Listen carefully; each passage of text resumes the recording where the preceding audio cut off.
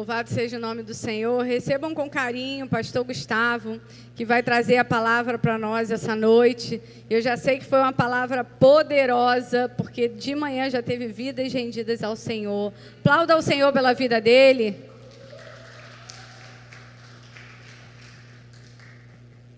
Quantos estão felizes? Quantos estão felizes? Amém? Deus é bom, né? O ano já se iniciou e com ele notícias que animam a nossa vida, né?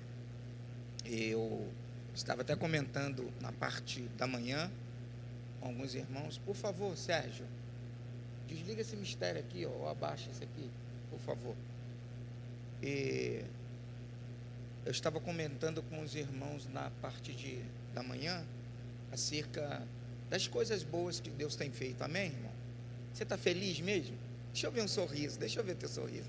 Você está feliz mesmo? Se você está encenando que está feliz, deixa eu ver. Amém? Que lindo. Tem gente que não é tão linda assim não, né, Léo? Mas o ano já começou e junto deste ano coisas boas aconteceram, sim ou não? Você já tem motivos para agradecer a Deus, para glorificar o Senhor por esse ano? Existiram muitas coisas legais que aconteceram já também para mim esse ano. Eu já estou feliz com tudo que está acontecendo. Eu aprendi a glorificar até quando o resultado não me agrada. Eu aprendi a dizer, a falar com Deus, muito obrigado, mesmo quando não parece agradável ao meu coração, porque se Ele está no controle de tudo, Ele está no controle de tudo, até dos resultados que para a gente não parecem ser tão bons, sim ou não? E eu fiquei pensando, né, alguns irmãos eu olho assim, já estão com uns fiapos de cabelo branco, igual eu, e aí a gente fica falando, o tempo vai passando, né, e coisa que a gente não consegue segurar é o tempo. Por exemplo, há um segundo atrás você estava sorrindo, sim ou não? Você estava sorrindo, eu falei algo engraçado, você sorriu. Se a gente pudesse segurar o tempo, parar o tempo, seria bom, sim ou não? Parar o tempo numa fase boa da nossa vida, quem quer fazer isso, irmão? Amém? Agora, algo mais importante ainda, se a gente pudesse voltar no tempo, seria melhor ainda, sim ou não? Agora, se a gente pudesse voltar no tempo e refazer algumas coisas ou alguns resultados que não deram certo, imagina, se Deus desse a oportunidade agora de você entrar numa cápsula, mas ela não é futurística, essa cápsula é para o passado, e apertando o botão, você iria para uma data específica da sua vida, e você poderia refazer tudo aquilo que te causou mal, ou que deu um resultado ruim. Seria bom, irmão? Amém? Sim ou não, irmão? Eu queria, irmão. Eu confesso que eu queria. Não sei você, mas eu queria. Mas mais importante do que a gente voltar no passado e refazer algo que ficou mal feito, é que a Bíblia diz que através do sacrifício de Jesus, tudo que você fez pode ser apagado. Olha que maravilha.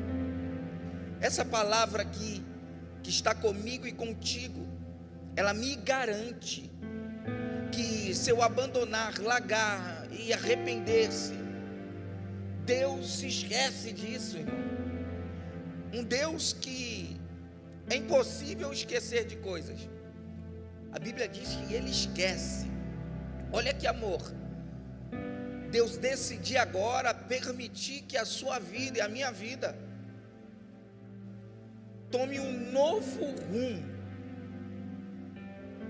E quando nós falamos sobre decisão, sobre poder mudar as coisas, eu quero dividir com vocês um texto acerca de uma tribo, de um povo a quem Deus ama. Diga, sou eu. Diga, sou eu. Então, por amor de muitos, Deus decide voltar. Mas esse voltar não é voltar no tempo, é voltar a te olhar como Ele te olhou um dia. Porque quando a gente está numa posição, quando a gente está em um lugar que para a gente era o lugar top, e a gente cai ou perde essa posição, dificilmente a gente tem a coragem de voltar para lá. Dificilmente a gente consegue se achar digno de voltar para o lugar que um dia a gente nunca deveria ter saído. Mas esse Deus, Ele consegue te reposicionar numa posição que você perdeu, que eu perdi, mas com amor. Porque Deus é amor, irmão, sim ou não? Mas esse amor de Deus, quando nós falamos do amor de Deus, nós pensamos: uau, que amor é esse? Porque a nossa figura de linguagem ou de pensamento de amor é: eu te dou e você me dá, eu te entrego e você me entrega. Mas esse amor de Deus é um amor que não te espera, não espera que você retribua. Ele simplesmente ama, com todo o seu âmago, a sua alma, com tudo que Ele tem, Ele entrega, não esperando que você possa fazer, que nem eu nem você vamos conseguir retribuir. Mas esse Deus, Ele te ama nessa intensidade, ao ponto de não esperar nada de você. E nós replicamos isso quando se tornamos pais ou mães. Nós amamos os nossos filhos e aí, quando eles obedecem, a gente presenteia, a gente realiza as vontades, os desejos, porque a gente como pai está feliz, sim ou não, irmão? Então a gente vai, de alguma forma, entregando aos filhos.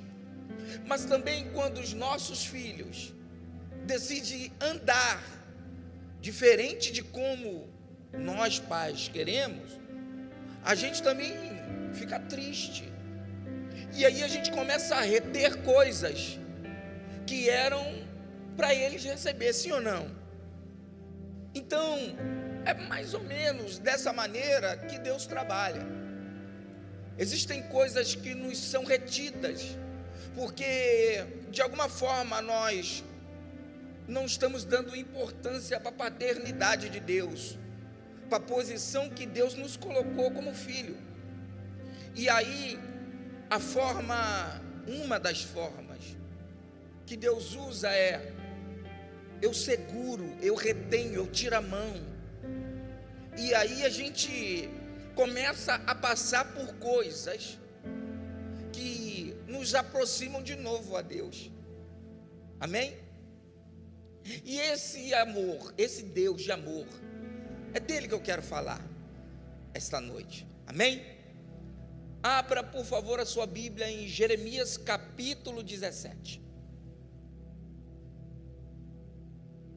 Jeremias capítulo 17. O verso hoje é de número 7.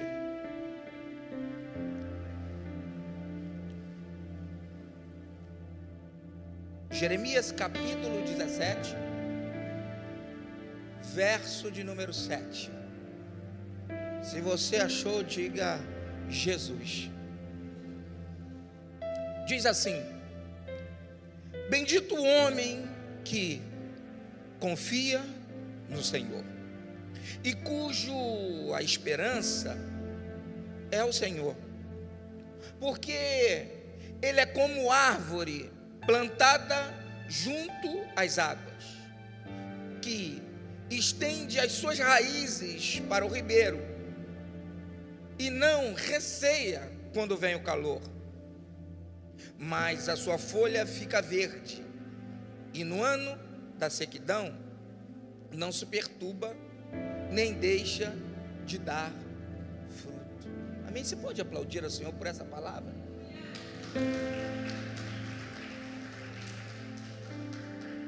O contexto do capítulo de número 17 vai nos falar acerca de uma tribo, acerca de um povo, a saber, Judá. Diga, Judá. Me ajude, Judá. Você está aí, irmão? Amém? Você está comigo hoje? Cadê a minha bateria? Aleluia. Se quiser ficar com o filho aí, fica. Quer receber, irmão? Fica tranquilo. Se quiser vir comigo, eu tenho certeza que você vai ser mais ministrado.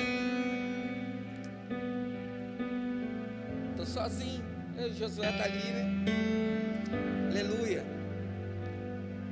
Esse texto do capítulo 17 tem o título sobre o pecado engana e destrói. Diga, o pecado engana e destrói. Mas se engana é porque tem algo para ser enganado, e se destrói é porque tem algo a ser construído, sim ou não? Então esse texto fala acerca, meu irmão, de o pecado de Judá, o pecado de um povo, o pecado de alguém que Deus tem um amor. O capítulo de número 17 começa dizendo: o pecado de Judá. Está escrito com um ponteiro de ferro e com diamante pontiagudo. O pecado de Judá. Está escrito com um ponteiro de ferro e com diamante pontiagudo. Mas que pecado seria esse de Judá, Sérgio? Que pecado, você que estuda? Esse pecado estava condicionado à confiança em homens e à idolatria a outros deuses. Então, Judá, que era um povo escolhido por Deus, que era quem Deus amava, agora estava corrompido. Por quê? Pela confiança no homem e pela idolatria de outro Deus. Eu não sei vocês, irmão, mas eu falei isso de manhã. Imagina, eu acredito que sou o amor da pastora. Acredito eu. Imagina se subíssemos eu e a pastora aqui nesta noite, e subisse mais uma mulher, e em vez de eu chamar a pastora de amor, eu chamasse essa outra mulher de amor. Como a pastora se sentiria? Talvez ela falaria: está me traindo, acabou o respeito, acabou a honra, por que você faz isso comigo? Por que você me despreza na presença de uma outra? Por que você decide amar alguém que não te ama, porque eu sou o teu amor? Seria isso que ela ia falar, sim ou não, irmão? Porque eu sou apaixonante.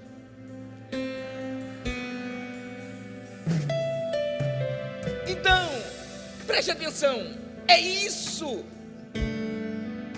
é esse sentimento de quem foi traído, de quem foi desonrado, de quem foi humilhado, de quem foi desprezado, que Deus tinha por Judá. Porque Judá agora estava apaixonado, enamorado por um outro Deus, estava agora envolvido pelaquilo que ele queria, e isso gerou em Deus uma tristeza. E a minha pergunta para você essa noite é: o que em Deus nós temos gerado? Qual é a resposta que nós temos dado? E aí diz que, deixa no versículo 1, diz que esse pecado de Judá estava escrito como um ponteiro de ferro. Eita! O ponteiro de ferro é uma ferramenta. O ponteiro de ferro era uma ferramenta usada para talhar, dar forma a uma estrutura. Era isso que era usado, um ponteiro de ferro. Vamos entender. Você lembra da estátua de Da Vinci? Aquela estátua que ele fez e talhou com todos os traços. Você lembra, de pedra? Sim ou não? Você já ouviu essa história? Já ouviu falar? Era assim: o artista vinha, pegava uma pedra bruta, e com essa ferramenta de ferro, ele ia golpeando e moldando a pedra, até que ela se tornasse uma estátua, uma figura do que o artista acredita que é. Sim ou não?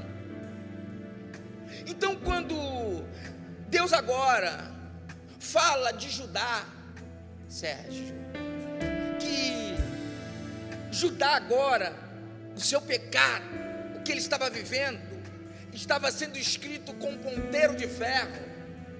Deus estava falando agora para Judá, dizendo assim: um dia você foi como eu te fiz, só que o mundo, com o seu ponteiro de ferro, te deu uma nova forma, te talhou de uma maneira que você ainda é pedra, mas não do meu formato. Esse ponteiro de ferro foi mexendo no teu formato. Você ainda é pedra, mas não é a pedra que eu gerei. Tem a estrutura de pedra, mas o formato já não é mais de pedra.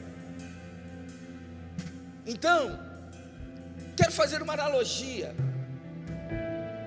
A Bíblia diz que Deus nos fez a imagem e semelhança, sim ou não? Imagine, a palavra diz que no findar da tarde, Deus visitava o lugar aonde Adão estava e palestrava com ele. E quando Deus chegava lá, tudo que Deus encontrava era a sua forma menor. Tudo que Deus encontrava era a sua imagem. Vamos acreditar que aqui tivesse um grande espelho, e Deus, quando chegava no Éden, olhava para esse espelho, e a imagem de quem Deus via era Adão.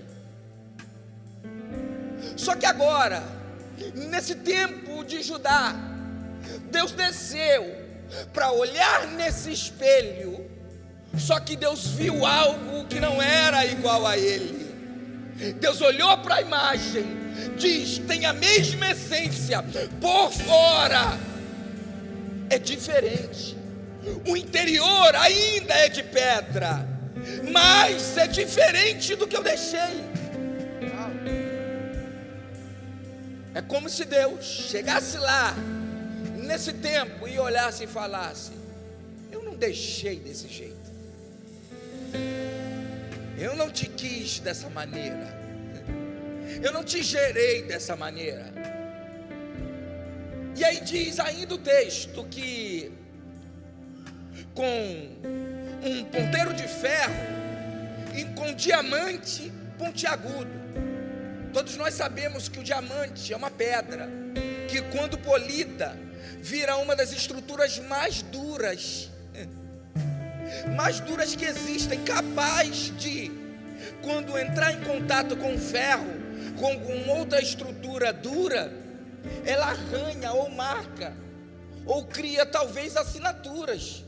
Tem assinaturas que são feitas com a ponta do diamante.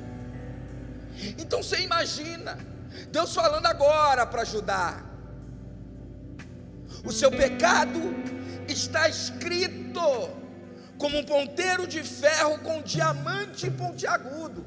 É como se Deus chegasse agora naquele ambiente e olhasse para Judá, que foi talhado pelas influências de fora, a ferramenta de fora agora moldou Judá de uma forma diferente, e quando Deus olhou embaixo, estava assinado: eu não pertenço mais a Deus,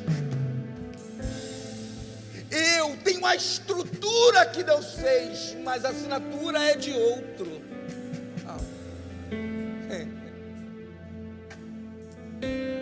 E aí o texto continua trazendo assim, deixa lá por favor, que eu acho que a gente já terminaria a mensagem só nesse versículo. Diz que gravado na tábua do coração e nas pontas dos altares. Quando ele diz gravado, na tábua do coração, ele está dizendo que agora o exterior, que também era de pedra, era da essência, tinha sido movido, tinha sido mudado, e tinha sido, vou colocar assim, reeditado. E quando diz na tábua do coração, está dizendo que quando Deus chegava, ou se chegasse lá, olhava e falava assim: é pedra, está com formato diferente, mas ainda é pedra, deixa eu olhar lá dentro. E aí quando olhava lá dentro, o mesmo resultado de fora era o de dentro, porque Judá estava agora tão corrompida no seu interior como no seu exterior. E aí o texto nos diz: e na ponta dos seus altares, diga, na ponta dos seus altares. Tem um louvor que é bastante conhecido que fala assim: se deseja o favor do rei, toca na ponta do altar. Quem é mais antigo já ouviu.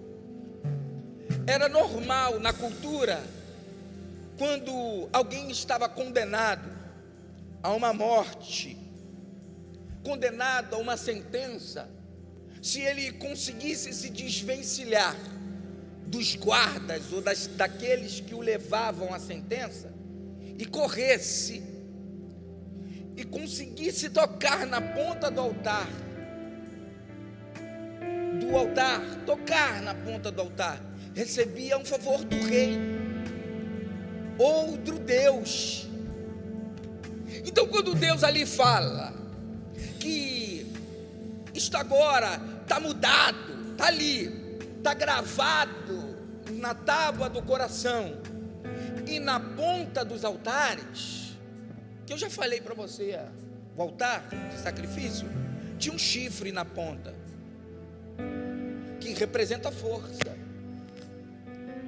Então o que o texto está nos dizendo? Só o versículo 1, que agora, aonde eles buscavam, o altar que eles buscavam já não era mais o mesmo,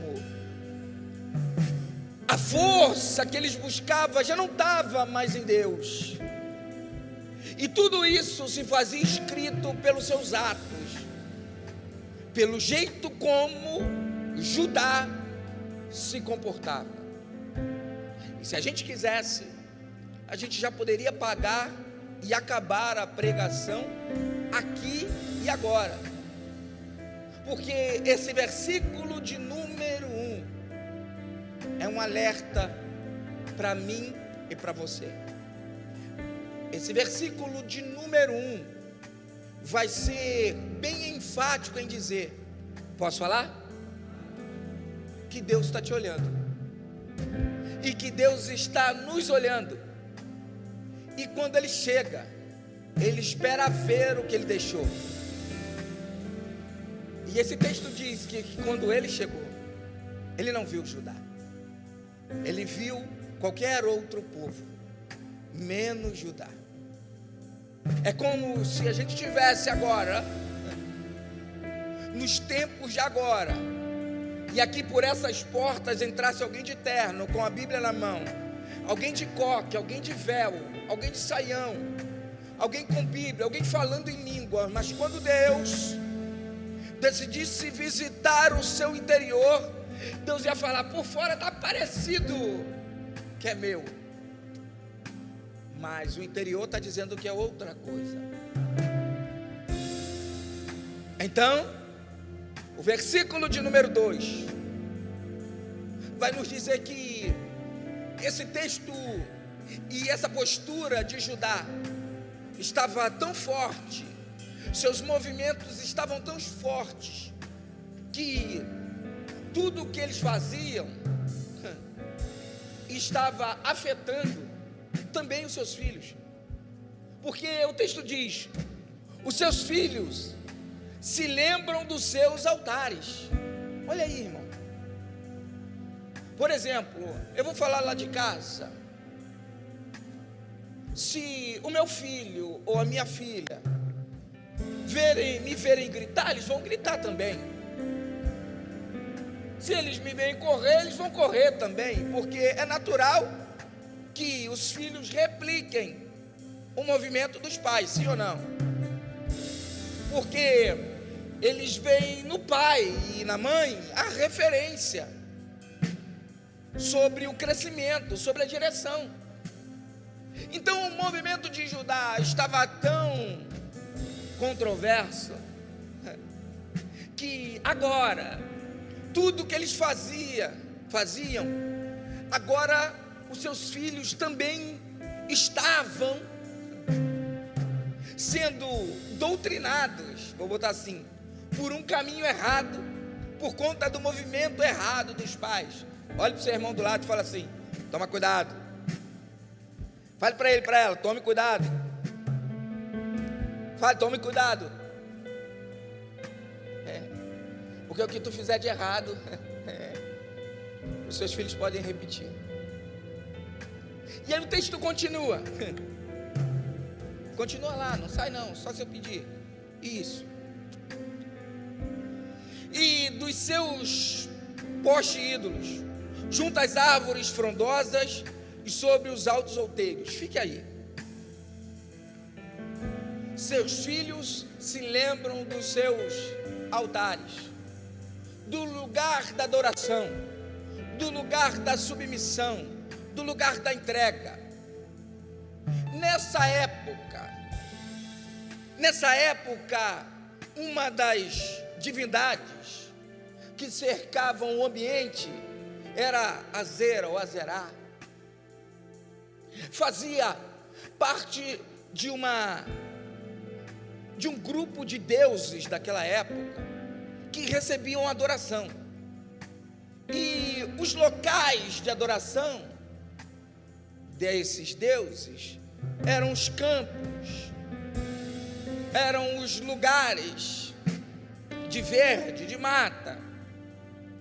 E quando fala ali sobre pós-ídolos, era assim, só para você entender, essa divindade era cultuada sobre uma escultura feita em madeira, que se adorava diante dela e se oferecia sacrifício diante dela. Mas em algumas tribos, em alguns lugares, essa mesma figura de Deus negativa era talhada na árvore. Então a própria árvore viva se tornava o lugar de adoração. Não sei se você já passou pela rua e viu alguma coisa assim, né? Alguma adoração numa árvore viva. Não se assuste, não vem de hoje. E aí eles se juntavam a essas árvores em lugares altos, em montes. E aí você imagina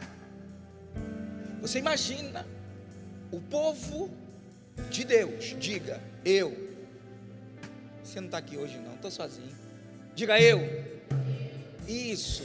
Você imagina o povo de Deus, que Deus estava acostumado, porque Deus se acostuma também, amém, irmão? Em receber adoração, em receber movimentos de honra, de gratidão. Esse mesmo Deus também recebia movimentos de adoração. E aí você imagina um Deus olhando para Judá e vendo que ele subia, mas não subia para buscar a Deus, o verdadeiro Deus, subia para buscar um outro Deus. Você imagina como possivelmente estaria o coração de Deus? Você acha que feliz ou triste? Né? Então vamos entender o texto. Versículo de número 3. agora estava olhando para Judá. Diga assim: Judá sou eu. Diga: Judá sou eu. Diga: eu sou quem Deus escolheu. Então imagina agora Deus olhando para você do céu e vendo que a sua criação, aquele e aquela quem Deus escolheu para o adorar, para o prestar culto, para o sacrificar, para fazer coisas que iriam agora agradar o coração de Deus, não estava fazendo. Aí o texto diz que: ó monte do campo, os teus bens e todos os teus tesouros te darei por presa. Deus estava agora tão decidido a mudar a história de Judá, que Deus fala a si mesmo: o que era seu, agora eu darei ao inimigo, e será por presa. O que é presa? Presa, vamos falar do caçador que fica mais fácil. O caçador é aquele que vai atrás de algo que ele possa possuir, sim ou não? A presa é aquilo que foi possuído. Então o que Deus está dizendo nesse texto? Os teus bens e todos os teus tesouros te darei por presa. Ele está dizendo assim: tudo que era para ser seu, agora vai ser de quem te persegue. Então vamos começar a mensagem essa noite. Vocês estão comigo? Bateria está comigo? Teclado está comigo? Então vamos embora, vamos começar a mensagem agora. A mensagem começa assim: você queria uma resposta de Deus? Você queria esperar? Você veio aqui pedindo a Deus uma resposta? Então eu vou te falar a resposta de Deus: é que Ele já te deu. Você quem desprezou. Você não veio buscar uma resposta de Deus, você veio para entender por que Deus não está falando contigo. Porque Ele já te deu. Você é a Judá de Deus, você é a herança de Deus. Então Deus já determinou que você vai ter. Deus já disse que você tem. Deus já te deu uma herança. O problema é que você quer ser órfão. O problema é que você diga eu. Me ajude na pregação, diga eu. O problema é que aí dentro de você existe um trono que você já entronizou outra coisa além de Deus. Nesse trono aí, às vezes está o teu orgulho, às vezes estão as tuas vontades. Eu preciso te dizer, se você não tirar, posso falar? Se você não tirar essa pessoa daí, Deus não governa. Talvez você já tenha ouvido: o inimigo está me perseguindo. Quem já ouviu isso, irmão? Quem já falou isso? Não levanta a mão não. Eu preciso te dizer, não vim aqui nesta noite como advogado do diabo, mas eu preciso te dizer, nem foi o diabo. Preciso te dizer, seu maior inimigo se chama o seu eu malvado. O seu eu malvado não quer ouvir a Deus. O seu eu está aí e ele precisa ser transformado. Se você não conseguir transformá-lo em servo, ele será o seu senhor. Se você for mais ousado ainda, você vai conseguir matá-lo. Só que nesse lugar onde ele está agora, ele governa. E quando ele governa, tende que eu e você tomemos atitudes que mudam como Deus nos olha. Porque Jesus. Porque tem nada a ver com Deus não, irmão. Deus é um Pai amoroso. Tem a ver conosco. Você, Judá. Agora eu vou falar de você. Depois, se você quiser, você fala de mim. Mas fala para mim, que eu estou falando para você, você fala para mim, tá? Você, Judá, decidiu andar diferente de como Deus queria. E agora, tudo que você está pagando é uma consequência de um movimento errado que você fez lá atrás.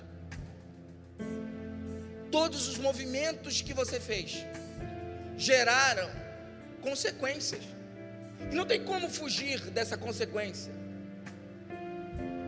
Um único jeito, talvez, quer dizer, totalmente, de você escapar de uma sentença final é encontrando com Jesus e Ele te dando uma nova sentença. Então, dentro desse texto de Judá que nós estamos lendo, o texto vai dizer que agora tudo que era para ser seu, o inimigo agora possui. Então olha para o seu irmão, fala assim: está pobre.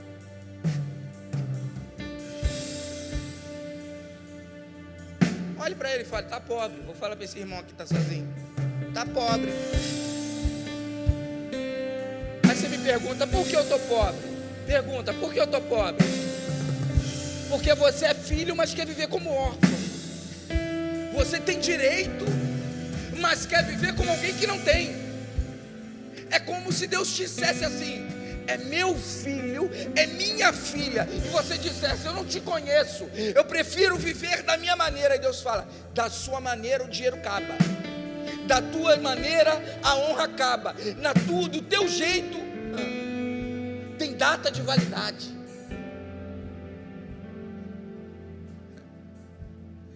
E aí ele fala: como também os teus autos, por causa do pecado, em todos os teus territórios. Diga territórios. Sérgio que gosta disso. Diga território. Diga geografia. Então está dizendo: por conta do pecado, todas as áreas foram mexidas. Tudo que você pensava que ia dar certo, está dando errado.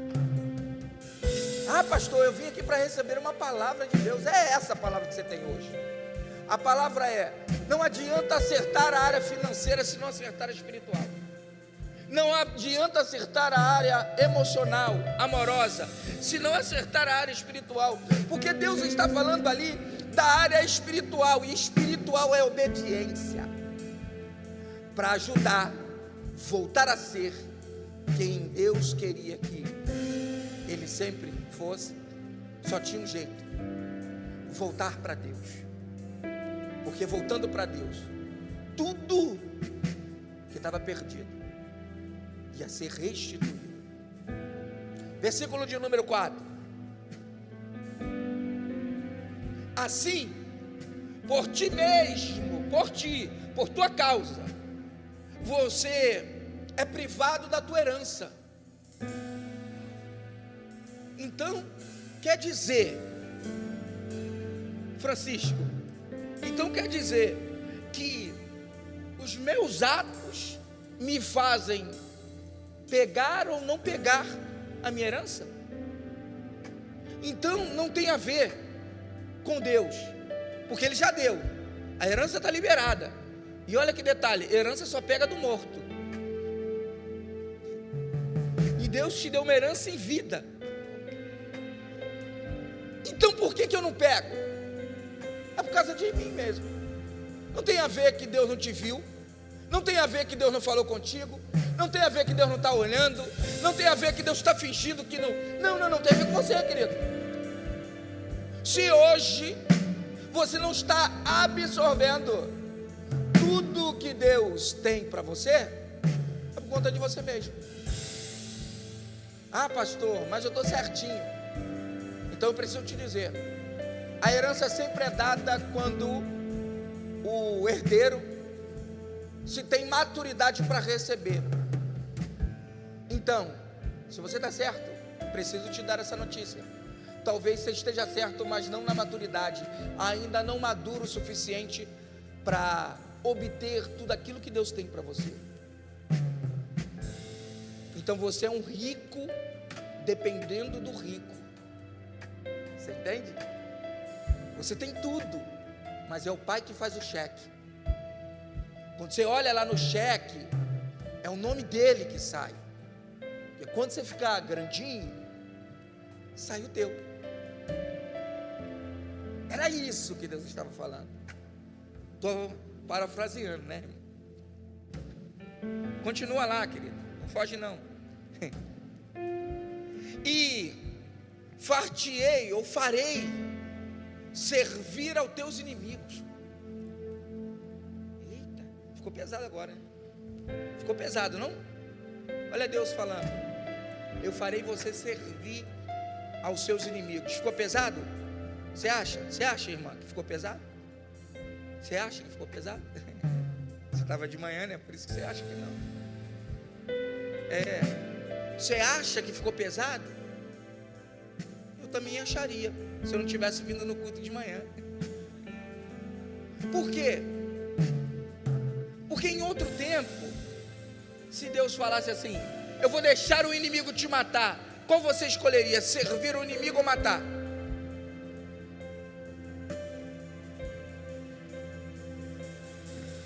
Pense só, se Deus agora falasse com você, você tem duas opções.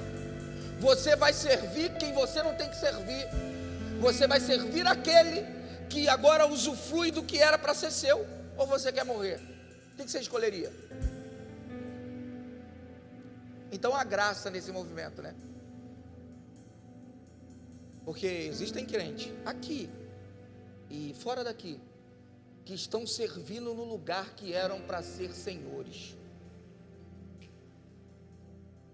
Estão como servos numa terra que era para ser sua. Mas Deus é tão misericordioso. Lembra do filho pródigo? Trabalhando na terra, mas na sua casa ele era príncipe.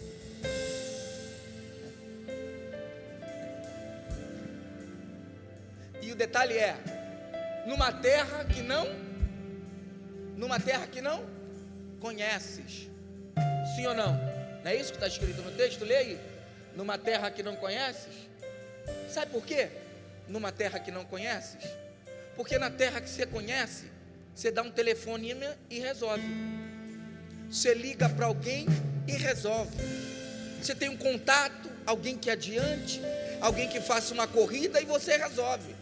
Mas esse texto está dizendo aqui: porque você, Judá, não está do jeito que eu quero, eu não vou te matar não, mas eu vou permitir que você sirva numa terra que era para você ser rei, e agora você vai ser servo. E nessa terra que era para ser sua, ela é desconhecida. Então não tem como dar um jeito. Já viu que às vezes a gente está assim e pergunta assim: mas Deus, não tem ninguém para me ajudar, não tem ninguém para eu dar um telefonema, não tem ninguém que possa me tirar disso. Essa terra é porque você era para estar num lugar diferente, mas você decidiu estar aí. Mas olha para o seu irmão do lado e fala assim: tem jeito, tem jeito, tem jeito. Porque o fogo acendeste a minha ira, que arderá para sempre. Deus olhou, vou usar o Léo, olhou para o Léo e falou: tu não era para ser assim, eu te desenhei de outra maneira, seu interior era para ser outro, mas a vida está te construindo de uma maneira diferente, o mundo está te moldando, as ferramentas estão te golpeando e te transformando num homem que eu não quero que você seja. E estão te dando uma marca de alguém que não é, essa marca não é minha, e você está deixando de ser quem eu era. Então agora você já acha que eu não sou o Senhor da tua vida. E aí dentro de você, você entronizou dentro da sua vida o que você tem como habilidade, o que você tem como dom, o que você tem como diploma. E aí agora você está usando isso como força sua. Esse é o teu Deus. E por conta de tudo isso que você está fazendo, eu estou irado. E o meu fogo vai se acender. Porque tudo que você deveria ter, que era para ser o meu filho, você não terá mais. Então agora, por conta disso tudo, em vez de ser Senhor, você será servo. Eu não vou deixar você morrer, mas eu vou te mostrar quem é que provê. Eu não vou deixar você sucumbir, mas eu vou te mostrar quem é que manda. Quem é que manda nessa história toda. Porque você é Judá, é minha herança, é minha. Versículo 5. Imagina se isso fosse uma conversa. Esse autor, Jeremias, o profeta chorão, que está contando até o versículo de número 4. É ele contando até a parte A. Sérgio, tu que gosta de teologia, até a parte A do versículo 5, Jeremias está contando. Só que, imagina, no meio dessa conversação, esse escritor está conversando. Daqui a pouco, ele é tomado por Deus e fala: assim diz o Senhor. Imagina se eu estivesse te contando essa história agora, que por sinal é impactante, e no meio da história Deus interrompesse, e agora Ele mesmo começasse a falar dentro do contexto da história de Judá.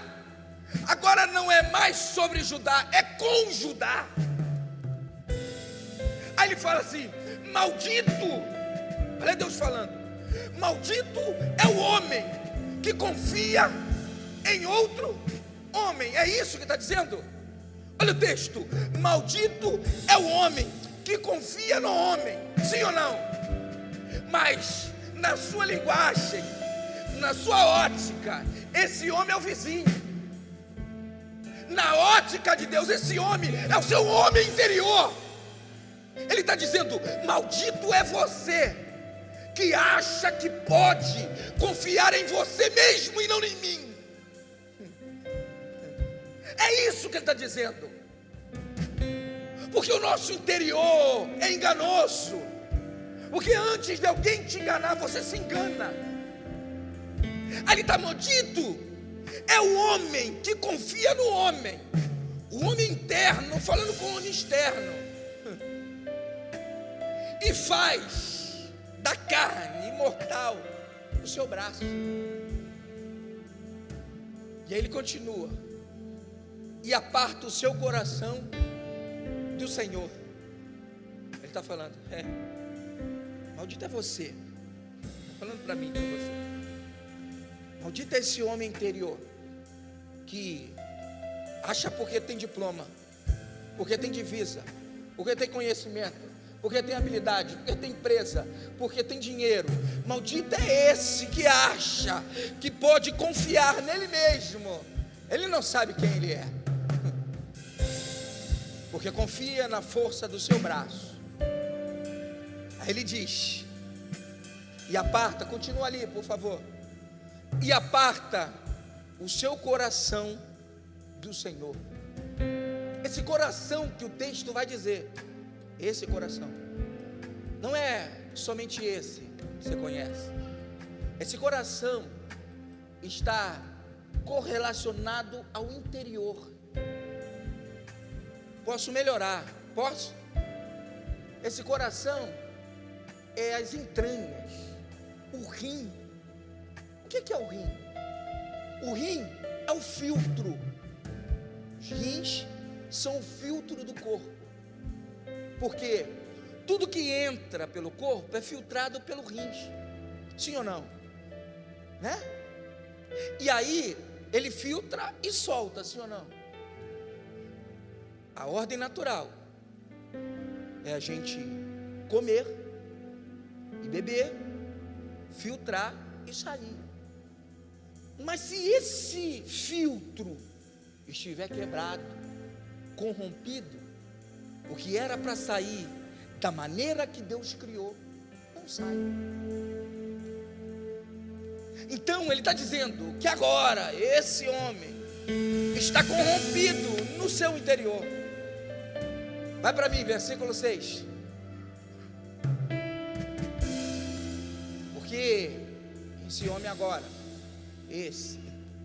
olha o que está dizendo: será como um arbusto solitário. O que é um arbusto solitário? Era natural que no deserto, se vocês forem um dia, eu tive a oportunidade de 2 vezes ir ao deserto e ver o arbusto solitário. Ele é solitário porque ele está sozinho mesmo, mas ele é solitário também porque ele não se multiplica, ele gera. O texto diz: será como um arbusto solitário no deserto. Então, esse arbusto solitário no deserto, ele não é verde, ele é seco.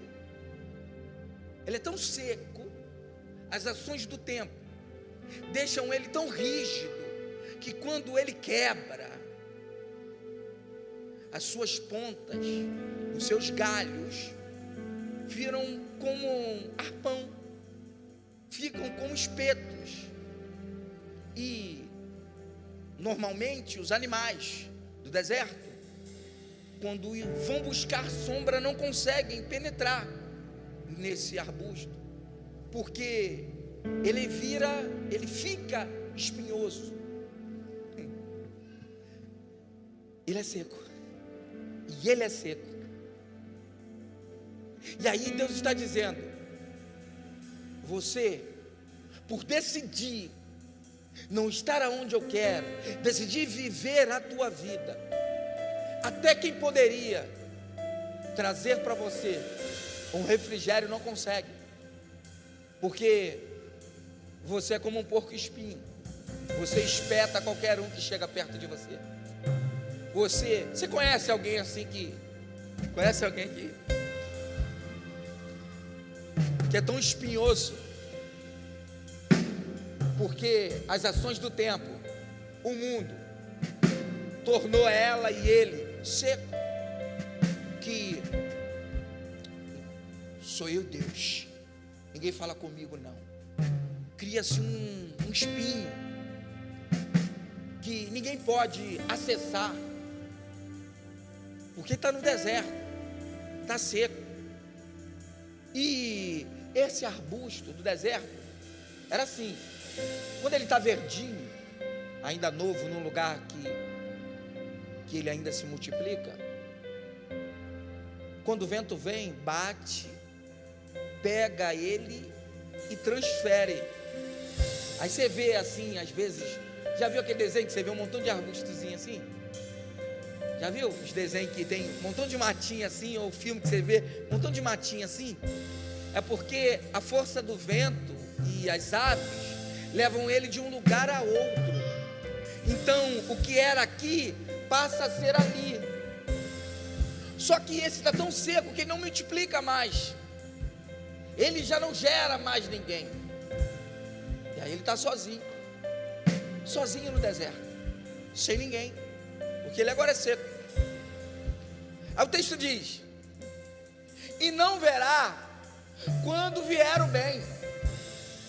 No deserto, eu me lembro no ano de 2009, quando eu fui a Israel, estávamos num ambiente de oração, estava muito quente, pensa num dia muito quente, e aí nós começamos a orar, a clamar o nome do Senhor. De repente, irmão, uma nuvem entrou entre nós e o sol, e ela cobriu mais ou menos uns 2 metros ou 3, era o espaço da sombra que nos rodeava. Olha isso. E aí de repente, irmão, começou a cair um orvalho só sobre o nosso ambiente. A terra ficou marcada, O judeu que falou, aqui não chove nessa época, pegou o quipá, foi para a parede. Ele era o nosso guia, ele falou, aqui não chove nessa época, para isso está acontecendo, Deus está aqui. Botou o quipá e foi para lá. Mas a gente estava no deserto, seco, mexido pelo mundo, mas atento ao bem que chegava. Só que essa Judá, você está tão seco que não vai perceber o bem chegando. Já viu quando você fala para alguém assim, tem uma notícia boa, não quero nem saber. Está tão seco que ele não percebe o bem chegar. E aquela notícia pode ser a que vai transformar o que era seco em vida. Antes, morará no lugar seco do deserto. Por quê? O seco só vive sozinho. E na terra salgada. Conhece alguém que é terra salgada? Conhece alguém que é terra salgada? Pastor, o que é terra salgada? A terra salgada é uma terra que ela não tem os nutrientes necessários para fazer a vida nascer vida. Por exemplo, quando o texto fala de terra salgada, ele está falando de uma analogia ao Mar Morto. Essa é a terra salgada, que não existia nenhuma vida. E aí quando ele está falando aqui, você será como a terra salgada, ele está dizendo assim, vão olhar para você, vão falar, tinha tudo para ter vida, mas não tem. Tinha tudo para ter, mas não tem. Você conhece algum irmão assim que é terra salgada? Só que os judeus é um povo abençoado por Deus, irmão. É o relógio de Deus, Israel. Eles são tão inteligentes, Deus dá tanta sabedoria para aquele povo lá, Edu, que algumas empresas foram criadas lá, por exemplo, a Intel. A Intel significa Intel, Deus dentro. É judaica, uma empresa de judeu. Então Deus fez e deu tanta sabedoria para aquele povo que eles estão transformando a água salgada em doce, em potável. E eles também conseguiram, através desse conhecimento que Deus os deu, plantar uma planta, uma verdura, uma fruta nessa terra salgada. E aí, por exemplo, vou falar de uma que eu experimentei. O tomate, que é uma fruta. O tomate daqui tem um gosto diferente. O tomate de Israel é doce. Diga, tem jeito. Quando Deus chega, tem jeito. E aí, Deus entrou, deu conhecimento, e aí, eles plantaram tomate naquela terra seca.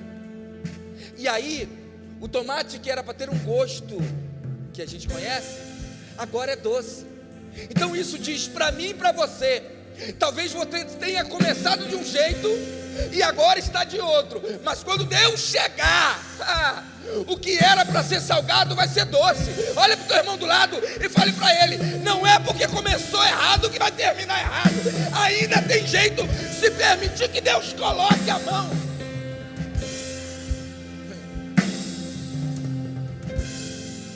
Esse terra salgada aqui, inabitável. Diga para o seu irmão, tem jeito. Versículo 7. Aí ele fala, bendito, deixa que eu li, o homem que confia no Senhor e cuja esperança é o Senhor. Então, o próprio Deus, porque aqui ainda está no contexto de Deus falando. Aí ele está dizendo, bendito é quem confia em mim, porque quem confia em mim também tem esperança, porque a nossa confiança tem prazo de validade, mas a confiança em Deus gera uma esperança de algo que vai acontecer. Uau! Então existe algo para acontecer na minha vida e na sua vida. Uau! Existe algo para acontecer para mim e para você. Mas o segredo é confiar em Deus. segredo é confiar em Deus. Porque quem confia em Deus automaticamente recebe a esperança. Uma esperança que o homem não te dá. Eu tenho amigos, continua nesse ambiente. Eu tenho amigos que o pai foi comprar cigarro até hoje, não voltou. Falou assim: meu filho, eu estou indo, mas eu já volto, e nunca mais voltou. Essa é a esperança do Pai da terra. É uma esperança que você, uau, será que vem?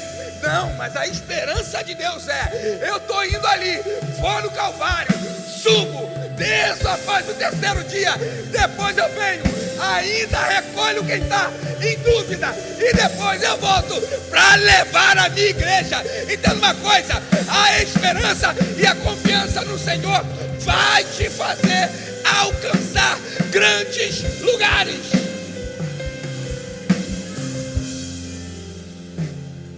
Versículo 8, estou terminando. Aí ele fala, porque no primeiro cenário, diga, no primeiro cenário, não tinha jeito. Primeiro cenário, eu estava torto. No primeiro cenário, eu era desobediente. No primeiro cenário, eu era um Deus. Eu era a última Coca-Cola do deserto. Era só eu e eu, quem sabe sou eu. A última palavra é minha. Mas no segundo cenário, eu confio e espero no Senhor. E aí, porque eu confio e espero no Senhor, tem a dica. Porque ele será como árvore plantada junto às águas. Como é essa árvore plantada junto às águas? Primeiro, essa árvore plantada junto às águas, ela não tem a copa muito grande, ela não tem uma grande expressividade,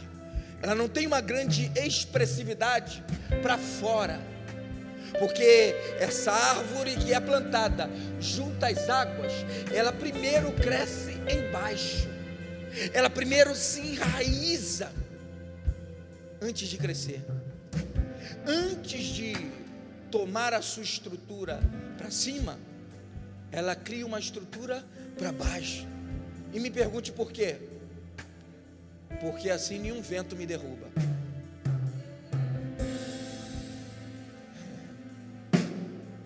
E aí diz: e que se estende as suas raízes para o ribeiro. É como se Deus estivesse dizendo assim: cresce para mim, não aparece não fica preocupado em aparecer para os outros, não, cresce para mim, porque os nutrientes que você precisa na área financeira eu tenho, os nutrientes que você precisa para crescer na área profissional eu tenho, cresce para mim, porque se eu sou o rio de água viva que vai te fazer crescer, primeiro cresce para mim. Posso falar? Não se preocupa com título não, não se preocupa com diploma não, cresce para mim que eu vou te colocando aonde eu quero, cresce para mim que eu te projeto para o mundo, cresce para mim que eu vou te colocar no lugar que eu quero. Primeiro, só vem para mim, só vem para onde vai te manter, só vem para onde vai te manter, vai te dar os nutrientes essenciais para que nenhum vento te derrube. E não receia quando vem o calor. O dia quente, falei da Janaína mais cedo. A pastora Janaína pegou uma planta lá, agora acha que gosta de negócio de planta. Deixou a planta 3 dias no sol. Fui lá eu também tinha esquecido, coitada da planta, né? Ela esqueceu e eu aí acabou com tudo. Cheguei lá na varanda, olhei a minha vista maravilhosa da Transolímpica, buzinas, aceleração, olhei, quando eu olho para o lado eu vejo uma planta, coitada, toda malhada no canto. Peguei a planta, tirei do primeiro ambiente, botei no quarto, porque eu pensei, é viva, está viva, ainda não estava totalmente seca, algumas folhas. Eu falei, não posso dar um choque térmico na bicha, né? Aí eu peguei e botei ela no quarto, que ela estava na varanda, botei ela no quarto, para se ambientar um pouquinho, né? O ar estava ligado, o ventilador, falei, dá uma refrescada nela aí. Depois eu peguei ela e botei ela no ambiente. Só que quando eu fui na varanda, eu não contei isso cedo, eu vi algumas folhas caídas. E aí o Senhor ministrou comigo. E o Senhor fala umas coisas doidas aqui comigo, que eu fico, Senhor, Deus fala comigo diferente. Aí eu fui lá e botei a planta, Ju, no lugar que era para ela ficar. Aí eu olhei e falei assim, gente, está feio, hein? Aí eu peguei água, botei água na planta, enchi lá, até um pouquinho a mais, deixei. E aí, olhei esse dia, ontem, eu acho que foi ontem. Aí eu vi que a planta já estava, as folhas mudando. Aí de novo Deus falou comigo. Aí Deus falou, lembra das folhas? Quantas coisas a gente perde por estar no lugar errado? Uma planta, Deus falou uma planta. Uma posição errada pode fazer a gente secar. Um lugar fora de Deus pode fazer a gente secar. E aí o que Deus faz? Deus não transforma, não transporta a gente direto para o reino de amor, porque essa é a mensagem. Deus vai nos transportar para o reino de amor, mas para esse reino de amor acontecer, a gente vai ter que se ambientar de novo. Então esse segundo ambiente do quarto era Deus falando, eu estou te tratando, eu estou mexendo contigo, de novo estou fazendo com que você volte a ser belo, volte a ter uma visibilidade que você não tinha. Olha o que o texto diz, mas a sua folha fica verde. E aí quando eu li esse texto, eu falei, Jesus, isso é maravilhoso, né? E no ano da sequidão, está dizendo que existe um tempo em que, dentro do tempo da obediência, ainda existem coisas que secarão. Está dizendo, para a gente que é crente, o dia mau sempre terá, mas se você está com Deus, Ele vai ser maior do que o dia mau. E aí ele está falando do tempo da sequidão. Não se perturba e nem deixa de dar fruto. Se você for lá em casa, alguns eu não quero que vá não, mas se você for lá em casa, brincadeira, você vai ver que agora ela está começando a dar uns brotinhos. Não é de fruto, mas é de uma nova folha. Por quê? Porque dentro do propósito você continua agora a gerar, a dar broto. Versículo 9. Enganoso é o coração, mais do que todas as coisas, e desesperadamente corrupto, quem o conhecerá? O texto está dizendo, eu já estou terminando, o texto está dizendo que o nosso coração, ele desesperadamente tende a ser enganoso. Então a gente confia em coisas, confia em pessoas e se decepciona, e se engana, porque o nosso coração é assim. Versículo 10, estou terminando.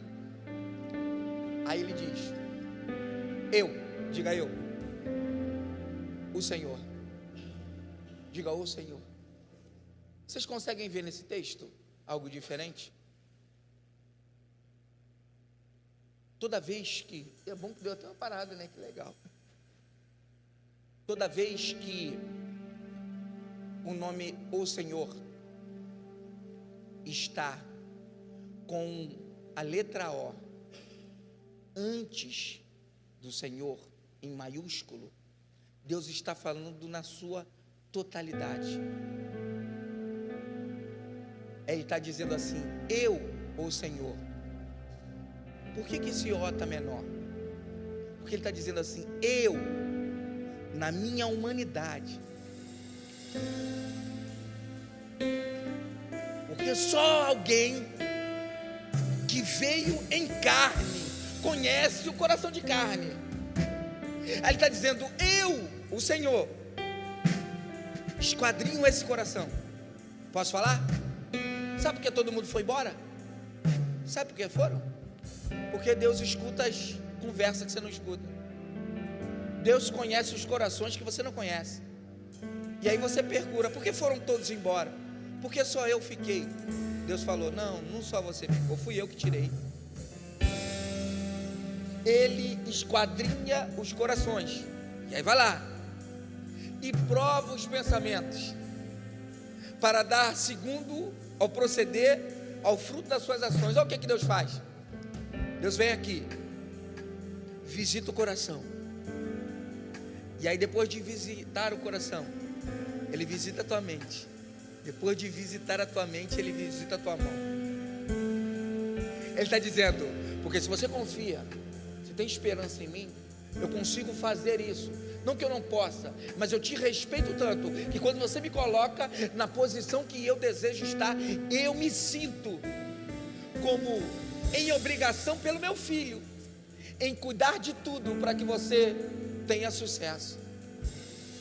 Em tudo que você sente, em tudo que você pensa, em tudo que você pega. É isso que Ele está dizendo. Eu esquadrinho.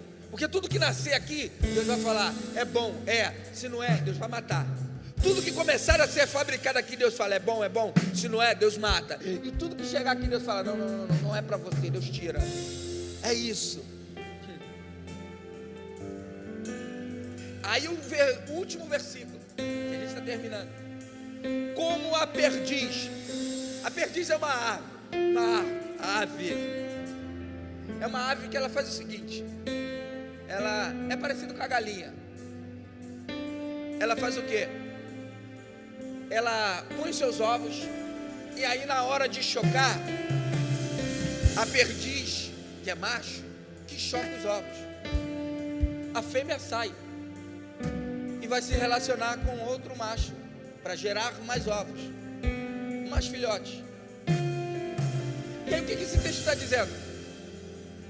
Esse homem, essa mulher que andou enganosa, andou fazendo o que não era para ele, é como essa perdiz, choca um ovo que não é dela, está tentando gerar, trazer vida a algo que não é seu, e de uma hora para outra vai sumir, porque é assim que o passarinho nasce. De uma hora para outra, a ave nasce e se vai e voa. E aí ele está dizendo, como a perdiz que choca os ovos que não pôs, falando macho, assim é aquele que ajunta a riqueza, ou seja, os valores que para eles, para o antigo homem, era suficiente, mas para Deus não. Não retamente, da maneira correta, porque Deus não está dizendo que ajuntar riquezas seja errado, mas Ele está dizendo que é errado ajuntar de maneira incorreta, mas de maneira reta sim. No meio dos seus dias, as deixará, e no seu fim será insensato. Ele está dizendo, no final de tudo, vai fazer todo esse movimento, e no final de tudo vai passar como bobo. O texto vai dizer que no final disso tudo, era para ser tudo o que Deus queria que ele fosse, mas ele não quis, e aí passou como bobo. Pastor, o que você está querendo me dizer? Querendo te dizer que Deus te trouxe aqui essa noite. E como eu costumo dizer, não é uma noite qualquer. É uma noite que Deus te trouxe aqui, porque hoje Ele quer te converter. Ah, pastor, você está me chamando de desviar? Não.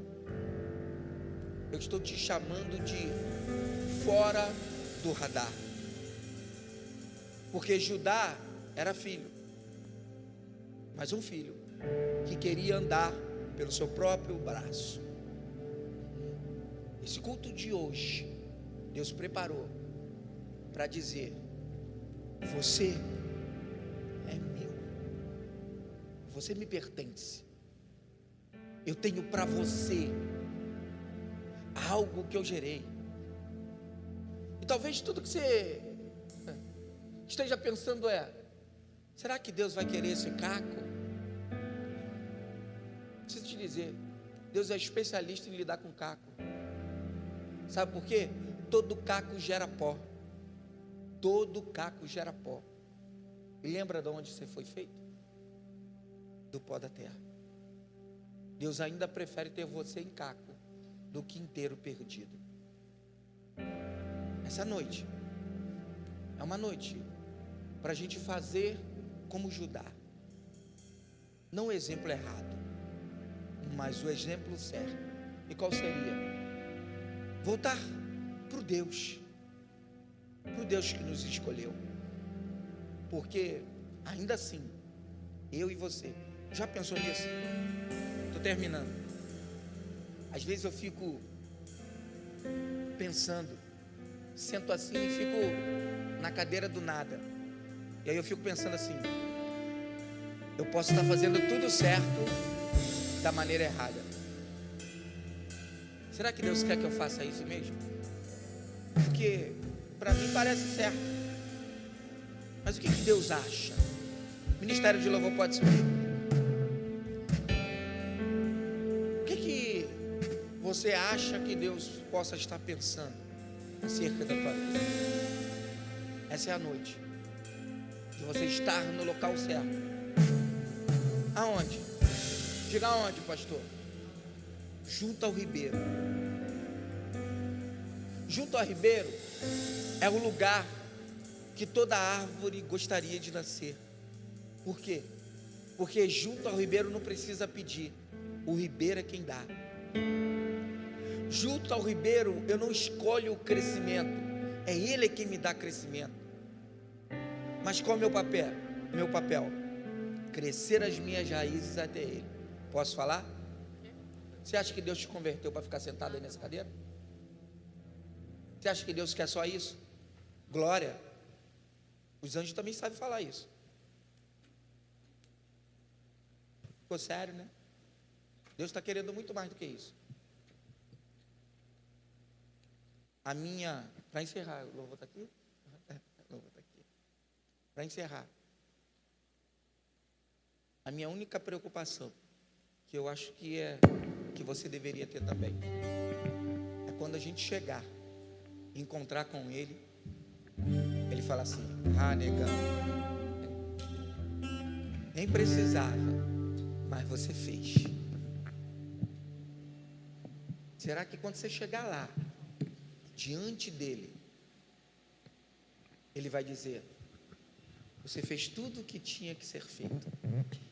Ou talvez a conversa vai ser: mas eu não te coloquei lá, eu não te dei uma oportunidade, eu não te mostrei.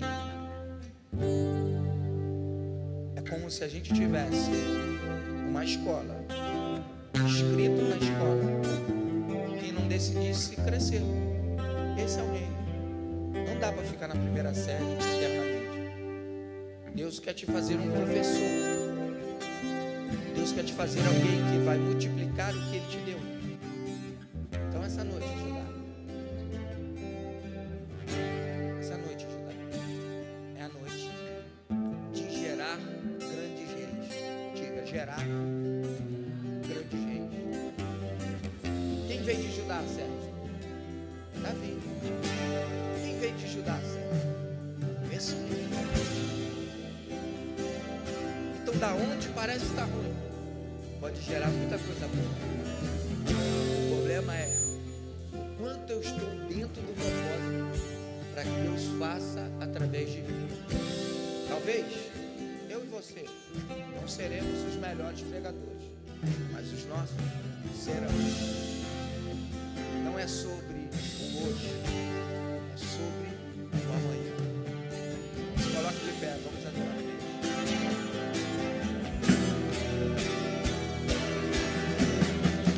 Mais perto do monte, mais perto da face, me espanto com o peso da tua glória.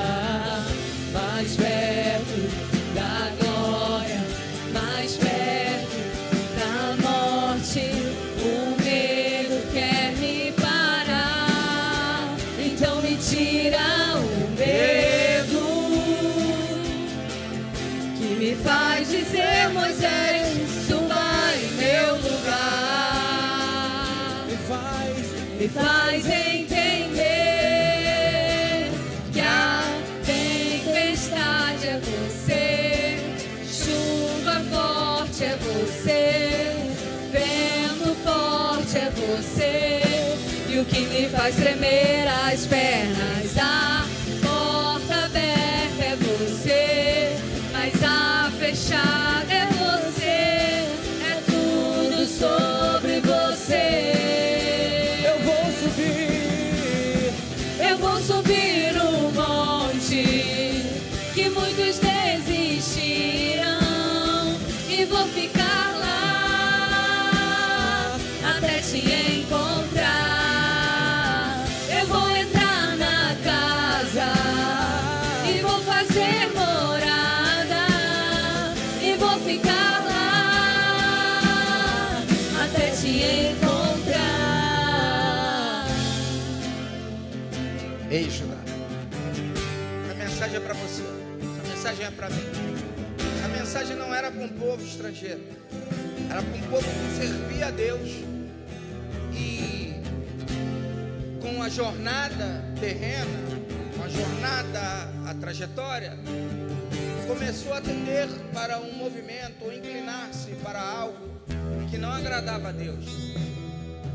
E a minha pergunta desta noite, encerrando essa mensagem, é: você tem certeza que você está exatamente no lugar que Deus queria que você estivesse?